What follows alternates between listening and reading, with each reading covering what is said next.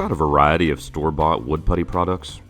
The problem I always run into is the putty is just never the right color.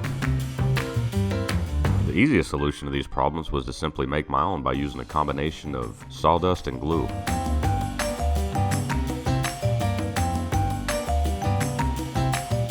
Using a scrap piece left over from my project ensures that the color is going to match. I ordered these disposable cups from Amazon. I find them very handy with a variety of uses, including but not limited to mixing epoxy and mixing wood putty.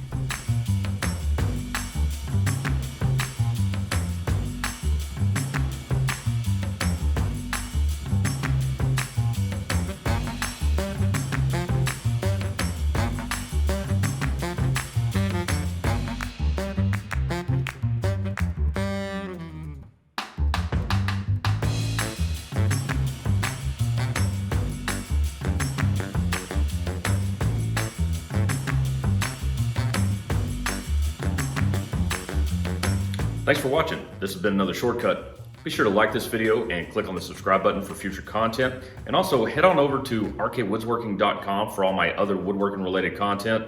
I hope to see you over there, and we'll see you next time.